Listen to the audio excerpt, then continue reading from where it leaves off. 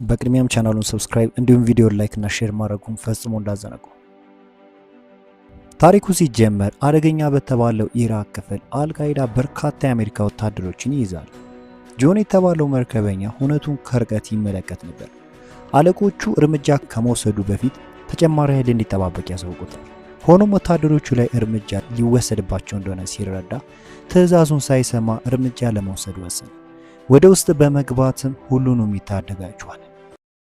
በሌላ ቀን ጆን አለቃው ወደ ቢሮ እንዲመጣ ካደረጉ በኋላ ከስራው እንደተሰናበተ በደብዳቤ ያሳውቁታል። ጆን ሁኔታውን ሊያብራራ ቢሞክርም እንኳን ኮሎኔሉ እስካሁን ላደረገው ነገር በማመስገን ወደ ቤቱ ሸኙት። ከሸኙትም በኋላ ታዲያ ጆን ሚስቱ ወደምትገኝበት ካሊፎርኒያ ይመለሳል። ከብዙ ጊዜ በኋላ ስላገኛት ሚስቱ በጣም ደስተኛ ነበረች። ጆንና ሚስቱም ኬት አብረው ጥሩ ጊዜን ያሳልፋሉ። ጆን እንደ ሲቪል ሰው መሆን ከባድ ሆኖበት ነበር፣ ነገር ግን አማራጭ የለውም። ስለዚህ ሴኩሪቲ ጋርድ ሆኖ ማገልገል ጀመረ። በሌላ ቀን ታዲያ አደገኛ ወንጀለኛ የሆነው ሰው ሮም አንድ የጌጣጌጥ ቤት ለመዝረፍ እቅድ ያወጣል። ባልደረቦቹ ሞርጋን፣ ቪሴራ እና ቤኔት ወደሚገኙበት ክፍልም ይገባል። በስፍራው ዳይመንድ እንዳለ ያውቃልና ሁሉንም ካስፈራራ በኋላ አንጀላ የተባለች አስተናጋጅን በመያዝ ቁልፉን እንዲሰጡ ጠየቀ።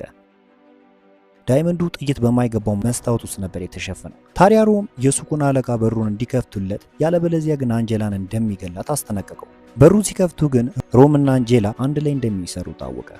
ዳይመንዱን ከወሰዱ በኋላ ከቦታው ይሄዳሉ። ባለሱቁ ስለ ሮም እንዳወቀ ስለተረዳ ያለመምታት ገደለው። ከጥቂት ጊዜ በኋላ ታዲያ ፖሊሶቹ ከስፍራው ቢደርሱም ሮም በእጅጉ የታጠቀ ስለነበር የጥይት ማት ያወርድባቸዋል። ሞርጋን የተባለው ወጣትም የፖሊሶቹን መኪና አጋየው። ከዛም ከስፍራው ያመልጣሉ። ፖሊሶቹ ግን በሱቅ ውስጥ ያለን አንድ ሰራተኛ ጠርጥረውት ነበር። በሌላ በኩል ጆን በትልቅ ካምፓኒ ውስጥ በጥበቃነት ያገለግል ነበር። በአዲሱ ስራው ግን ብዙ ደስተኛ አልነበረም። በተለይም የሥራ ባልደረባው ቀን ሙሉ ጋዜጣን ሲያነብ ነው የሚውለው። ጆ የተባለው ጓደኛው ታዲያ ይህንን ስራ በሚገባ ከሰራ የሥራ እድገት ታገኛለህ አለው።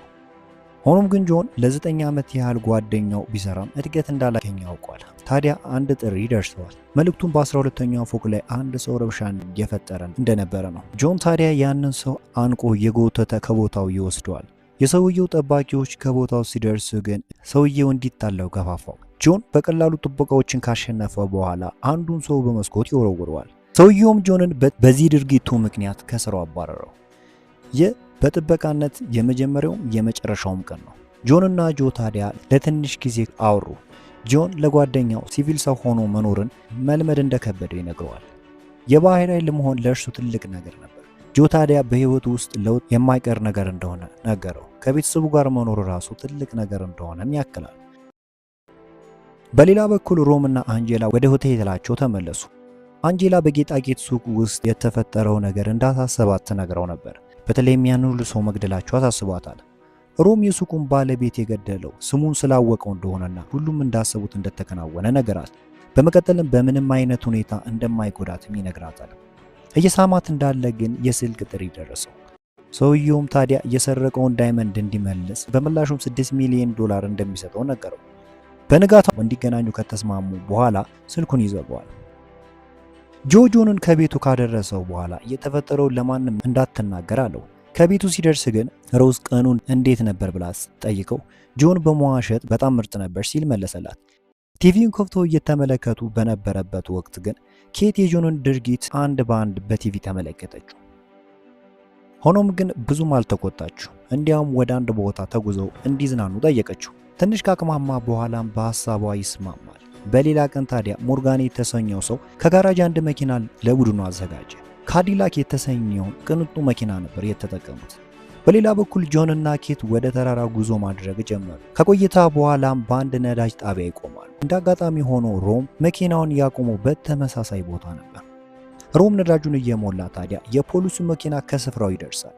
ይህ ደግሞ ወንጀለኞቹ እንዲደናገጡ ያደርጋል። በጊዜው ፖሊሱ አላወቃቸውም ነበር። ከሮም ጋር እያወራ ሌሎቹ ከርቀት ይመለከቷቸው ነበር። ሮም ከፖሊሶቹ ጋር እያወራ ባለበት ወቅት ከኋላ ሞርጋን መጥቶ ፖሊሱን ይገለዋል። ሮምም ከሌላኛው ፖሊስ ጋር ተኩስ ይከፍታል። ይህንን ሲሰማ ጆን ሁኔታውን ለማጣራት ቢሞክርም ቤኔት ራሱን እንዲስት ያደርገዋል። አንጀላ የተባለችው ሴትም የሱቁን ባለቤት ከተኮሰችበት በኋላ ከሱቁ ይወጣሉ። በዛን ጊዜ ግን የተጠቀሙት የጆን መኪና ነበር። ኬትንም ያለ ፍላጎቷ ታግለው ይወስዷታል። ጆን እየነቃ በነበረበት ወቅት ግን ቡድኑ አስገድዶ ሲወስዳት ተመልክቷል። ሁሉም ነገር እንዳይታወቅባቸው ሞርጋን በነዳጅ ማደያው ላይ በመተኮስ ድምጥምጡ እንዲጠፋ አደረገ። እጅግ አስገራሚ በሆነ ሁኔታ ግን ከአደጋው ጆን መትረፍ ችሎ ነበር። የተጎዱትን ፖሊሶች ወደ መኪናው በማስገባትም ተጨማሪ ኃይል ከቦታው እንዲመጣ ሁኔታውን አሳወቀ። በመቀጠልም ወንጀለኞችን መከተል ጀመሩ። ሮም ጆንን እየተከተለው እንደሆነ ስላወቀ ተኩስ እንዲከፍቱ አዘዛቸው። ኃይለኛ ተኩስ በጆን ላይ ቢከፍቱበትም ሆኖም የወታደራዊ ስልጠናው እንዲህ በቀላሉ የሚደፈር እንዳይሆን አደረገው። ሮም በመቀጠልም ጆን ከመንገዱ እንዲወጣ አደረገ። ሆኖም ጆን ወደ መንገዱ በመመለስ መከተሉን ቀጠለ። ሲከተላቸው የነበረው የጥይት ማዕት እየወረደበት ነበር። ጆን የሮምን መኪና በመግጨት መንገዱን እንዲስት አደረገው። ሆኖም ከገደል አፋፍ ሲደርስ እንደምንም መኪናውን በማቆም ተኩስ ይከፍትበታል። የጆን መኪና ከፍተኛ የሆነ የጥይት ዝናብ እየወረደበት ስለነበር ለመጋየት ሲቃረብ ጆን ከመኪናው ዘሎ ይወጣል። ወንጀለኞቹ ወደ መኪና ተጠግተው ሲመለከቱ ግን ጆን እንደሞተ ነበር ያሰቡት። በሌላ በኩል ኬት ገዳዮች ናቸው እያለች ወንጀለኞቹን ተወቅሳቸው ነበር። አንጀላ ኬት ላይ ጥይት ብትደቅንባትም ሮም አስቆማታል። ምክንያቱም ደግሞ እንደሚጠቀሙባት በመናገር ነበር። ሞርጋን ከባልደረባው ጋር ሊጣላ ሲል ሮም አስቆማቸው። ማሰብ ያለብን ከቦታው እንዴት ማምለጥ እንዳለብን እንጂ መጣላት የለብንም ሲል ነገራቸው።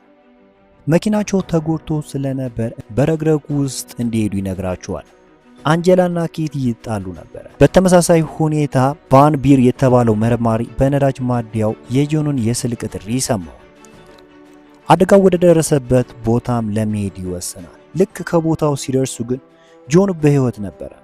ጆን ለመርማሪው ሚስቱ እንደታገተች ቢነግረው መርማሪው ወንጀለኞቹ በጣም አደገኛ እንደሆኑ ይነግረዋል። ሆኖም ጆን ፍርሃት የሚባል ነገር አያውቅምና ሚስቱን ለማዳን ወሰነ። መርማሪውም የጆንን ሁኔታ ስለተረዳ ፈቀደለት። ነገሮችንም በፍጥነት እንዲፈጽም ነገር። በሌላ በኩል ሮም እና ባልደረቦቹ በረግረግ ውስጥ ይጓዙ ነበር። ኬት እያስቸገረች ስለነበር አንጀላ ትቀጣት ነበር። ሞርጋን የተባለው ሰውዬም በአስቸጋሪ መንገድ ተበሳጭቶ ነበር። ለዚህም እውነት ተጠያቂው ማን ነው በሚልበት ወቅት ሮም አንዱን አባላቸውን ይገለዋል።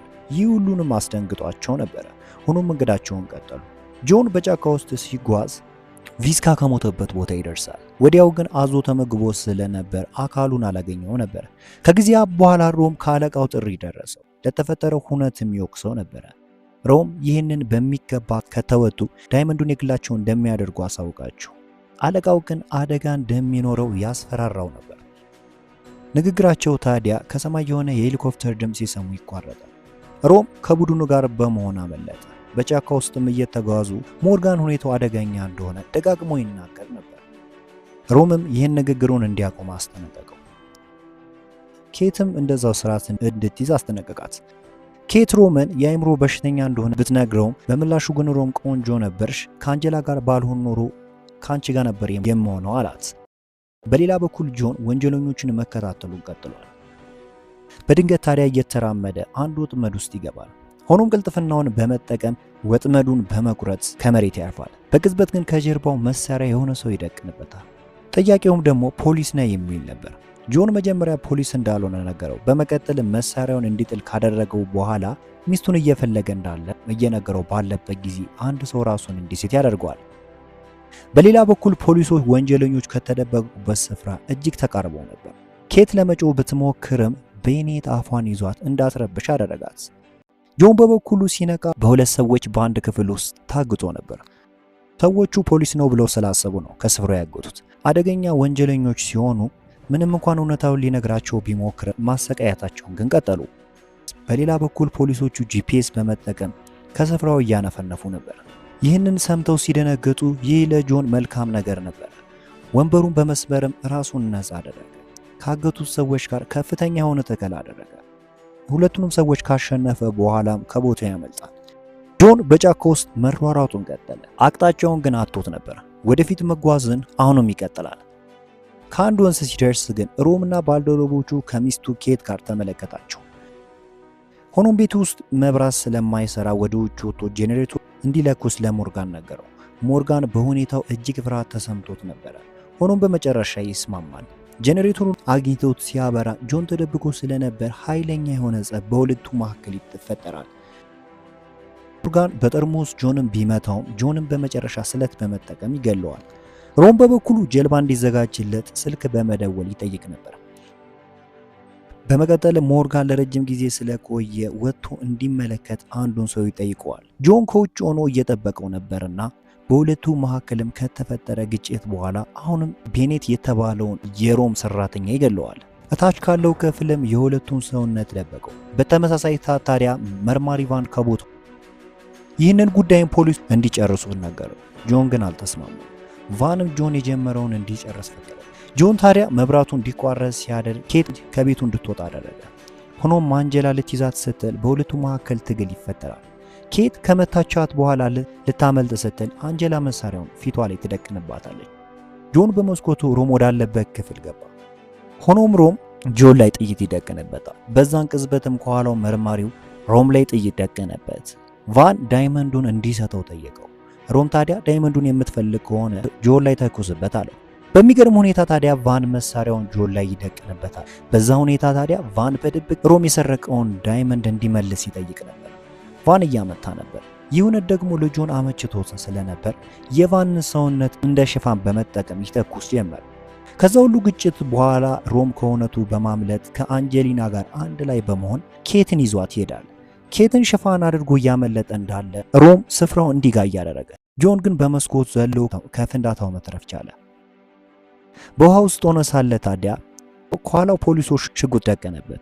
ጆን አለቃውን መሬት ላይ በማጋደም ጀልባውን በመውሰድ ወንጀለኞቹን መከተሉን ቀጠለ። በሌላ በኩል ሮም የመርማሪውን መኪና በመውሰድ ይሄዳል። ፖሊሶቹ ግን እየተከታተሉት ነበር። አንጀሊናም በእግሯ ከተጓዘች በኋላ አንድ የትራክ ሹፌር እንዲያቆምላት ጠየቀች። ሆኖም ጋቢና ውስጥ ከገባች በኋላ ትገለዋለች። ከገደለችውም በኋላ መንገዷን ቀጠለች። ጆን ጀልባው ላይ ሆኖ የትራኩ ሹፌር መሞቱን ይሰማል።